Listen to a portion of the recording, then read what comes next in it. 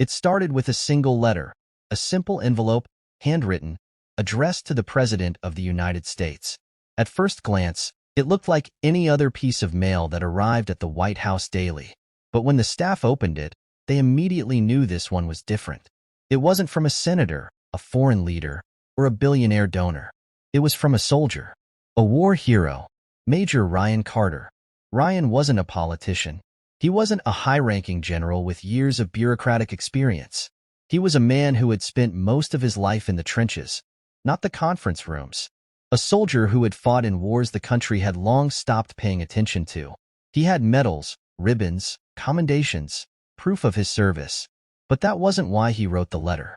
His words were simple, but they carried the weight of every battlefield he had ever stepped on. Mr. President, I have something urgent to discuss, not for my sake, but for those who can no longer speak.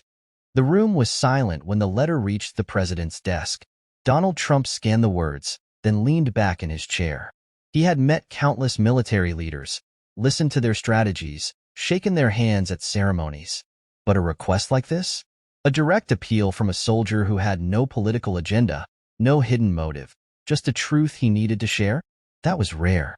Trump tapped the letter against his desk, thinking, what could be so important that a man like Ryan Carter, a decorated war veteran, would go out of his way to request a private meeting? The letter didn't ask for favors. It didn't mention promotions or policies. It was just a soldier reaching out, not for himself, but for the ones who never got the chance. That alone made Trump curious. He looked up at his chief of staff. Set it up. Within hours, arrangements were made. Calls were placed. Security clearances were checked. Major Ryan Carter was coming to the White House. Outside those walls, the world had no idea what was about to unfold. No news reports, no leaks, no headlines, yet. But that was about to change. Because when a soldier like Ryan Carter speaks, the world listens. And soon, the entire nation would be talking. The sun was just beginning to rise over Washington, D.C., as Major Ryan Carter stepped off the military transport plane. He had traveled thousands of miles for this meeting, but as his boots hit the ground, he knew the real journey was just beginning. He wasn't here for recognition, and he certainly wasn't here for politics.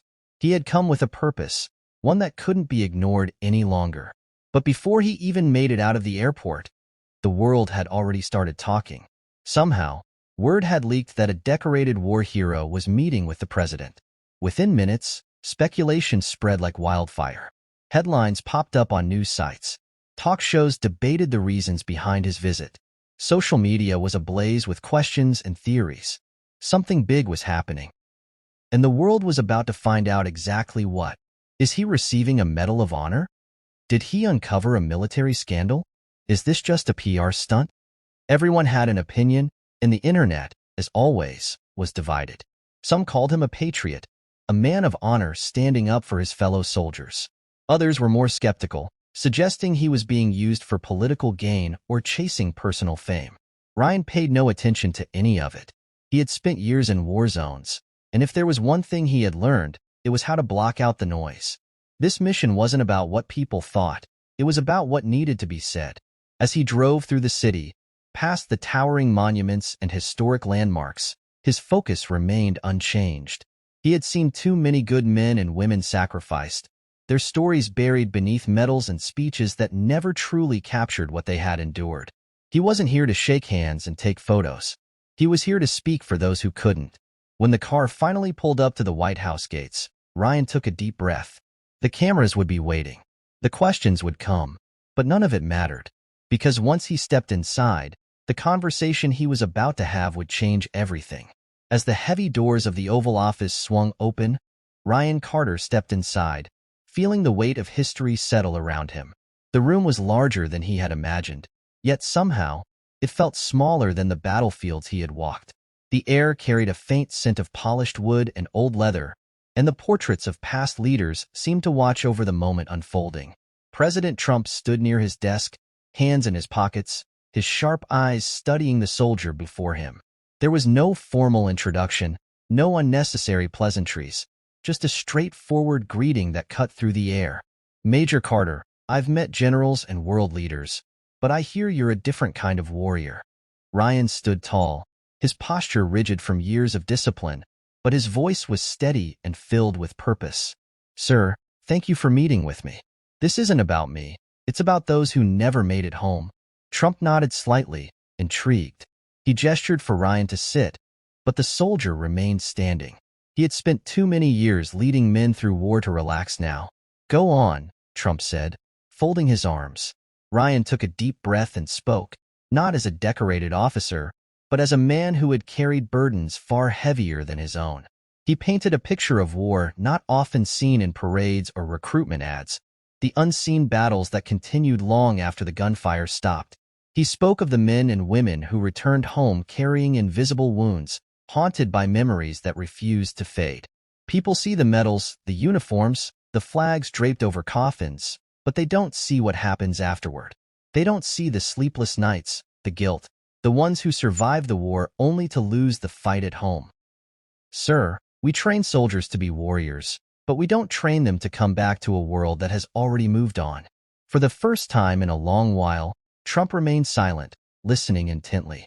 His expression, usually unreadable, softened just enough to show he understood the weight of what was being said. Then, after a long pause, he asked a simple but powerful question.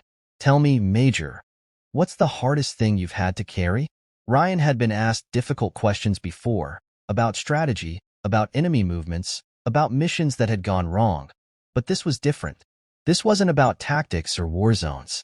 This was about the one burden he had never been able to set down. His throat tightened, but he refused to look away. He had come here to tell the truth, and he wasn't going to hold back now. 3 years ago, I led my team into battle. It was supposed to be a routine operation, but nothing in war ever goes as planned. We were ambushed. The enemy had us surrounded, and in that moment, I had to make a call. His voice remained steady, but his hands curled into fists. I ordered us to push forward, to fight through. And we did. We made it out. But Mike didn't. He paused, his jaw tightening at the memory of Sergeant Mike Lawson, the man who had been his closest friend, his brother in arms, the man who had trusted him with his life. I wear these medals, but I'd trade them all to have him back. The room fell into a silence so deep that the faint ticking of a clock on the wall seemed deafening. Ryan didn't need to explain the rest. The weight of his words was enough. Trump studied him carefully, nodding slowly. He had met many soldiers, heard many war stories, but something about this one was different. Something about this man, standing before him, was different. And in that moment, he realized this conversation was going to be bigger than either of them had expected. Trump leaned back in his chair, exhaling slowly as he processed Ryan's words. The room was silent, the weight of the conversation hanging between them like an unspoken truth. He had heard plenty of war stories before, met countless soldiers, but something about this one felt different. This wasn't just about one man's sacrifice. This was about all the voices that had been lost along the way. Finally, Trump spoke, his voice quieter than before but firm. You know, Major, people think leadership is about power, but it's really about making impossible choices. Ryan stayed silent, letting the words sink in. He knew the truth all too well. Leadership wasn't about glory or medals. It was about the decisions that haunted you, the choices you carried long after the battle was over. Then, just as he thought the meeting was coming to an end, Trump did something Ryan never expected. He leaned forward, his eyes locked onto the soldier in front of him. If you have something to say to America, I'll make sure they hear it. Ryan blinked, caught off guard. He had come here to speak to one man, not an entire nation. He wasn't a politician, wasn't someone who stood at podiums or gave speeches. He was just a soldier who had seen too much and refused to stay silent. Sir, you want me to speak? He asked, his voice steady but uncertain. Trump smirked, shaking his head. Not just speak, he said. Lead. The words hit Ryan harder than he expected. Lead. It wasn't a request, it was a challenge. He had spent his entire life leading men through war, making the tough calls, standing at the front. But this was different. This wasn't about a battlefield. This was about standing up for those who had been forgotten, about saying what no one else was willing to say. For the first time since stepping into the Oval Office, Ryan felt something unexpected. Not pressure, not hesitation, but purpose. The White House press room was overflowing. Reporters whispered among themselves, exchanging hurried glances as camera crews adjusted their lenses. The room buzzed with anticipation. No one knew exactly what was about to happen, only that it wasn't an ordinary press conference. Ryan Carter stood behind the podium, his uniform sharp, every medal and ribbon a reminder of the battles he had fought. But he wasn't here to talk about himself. He took a steady breath, letting his gaze move across the room, past the flashing cameras and skeptical faces. Then, in a voice that carried the weight of every soldier who had ever been forgotten, he spoke. "America, we honor our soldiers when they fight, but we forget them when they come home." The whispers stopped. A hush fell over the room. We celebrate victories, but we don't talk about the battles that continue in their minds long after the war is over. For a moment, there was only silence. Then, the clicking of cameras slowed, as if even the press had forgotten their job and were simply listening. Ryan wasn't here to recite statistics or deliver rehearsed lines. He was here to tell the truth. We shake their hands at parades. We thank them for their service. But what happens when the crowd is gone?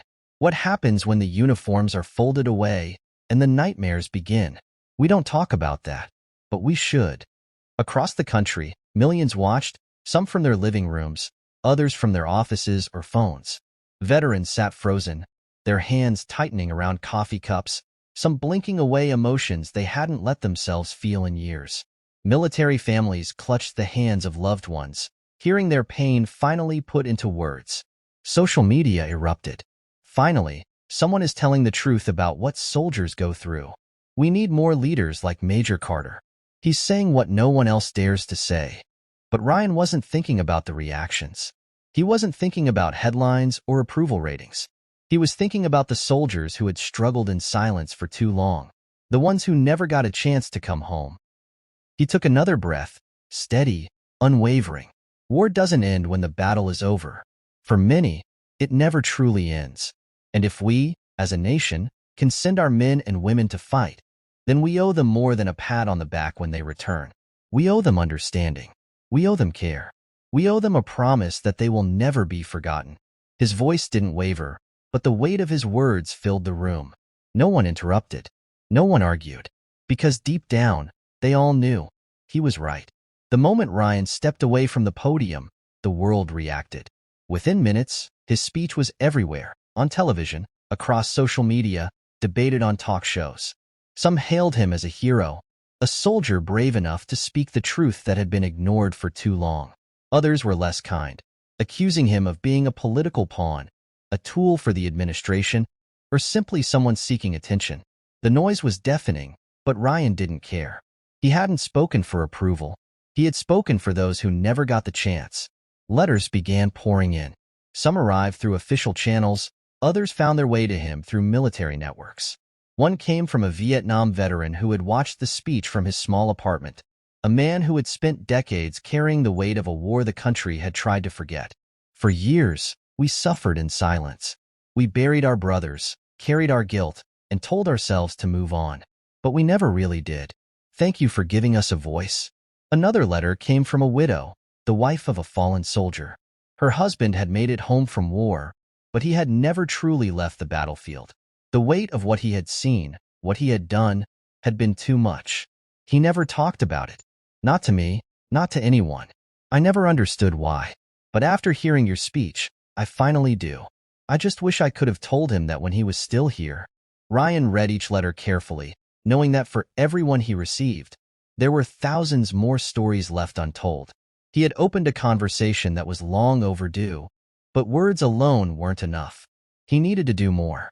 Within days, he began meeting with military advocacy groups, veterans organizations, and mental health specialists. If this speech had started a fire, he was going to make sure it burned for something real. This wasn't about politics, and it wasn't about proving a point. It was about making sure that no soldier, no veteran, no family ever felt invisible again. His mission had only just begun. Before leaving Washington, Ryan found himself back in the Oval Office one last time. The weight of the past few days sat heavy on his shoulders, but not in the way it once had. This time, it felt different, lighter, like he had finally set something down after carrying it for far too long. Trump smirked as Ryan stepped inside. leaning back in his chair with that familiar look of amusement and curiosity. "Major, you sure know how to get people talking." Ryan exhaled, shaking his head slightly. He had seen the debates, the headlines, the endless discussions on television. Some called him a hero. Others called him reckless. But none of that mattered. He hadn't stood at that podium for the cameras or the controversy. He had spoken because it needed to be said. "Sir, I didn't do this for attention. I did it for those who never got to speak." Trump studied him for a long moment, his usual sharpness giving way to something more reflective. He nodded, his expression serious. And that's exactly why it mattered. Ryan wasn't sure if he would ever return to this office, if he would ever have another moment like this. But as he stepped out into the crisp DC air, he knew one thing for certain. He hadn't come here to make noise. He had come to make a difference. And for the first time in a long time, he believed he truly had. The wind was gentle as Ryan walked through Arlington Cemetery, the rows of white headstones stretching endlessly before him. He had been here before, too many times, but today felt different. Today, he wasn't just visiting. He was fulfilling a promise. He stopped at one grave, his eyes tracing the name etched into the stone. Sergeant Mike Lawson, his best friend, his brother in arms, the man who had trusted him with his life. Ryan knelt, pressing his palm against the cool surface, his voice barely above a whisper. "I spoke for you, brother." And they listened. For the first time in years, he felt like he had done something that mattered. Not on a battlefield, not with a rifle in his hands, but with his voice. Days later, he stood before a new generation of soldiers, their faces young, their uniforms crisp, their futures uncertain. He looked at them the way Mike had once looked at him, with the quiet understanding of someone who had been where they were going. Leadership isn't about medals or rank. It's about standing up when it matters most. As the words settled in the room, he knew his mission wasn't over. It never would be. If you ever get the chance to speak for those who can't, do it.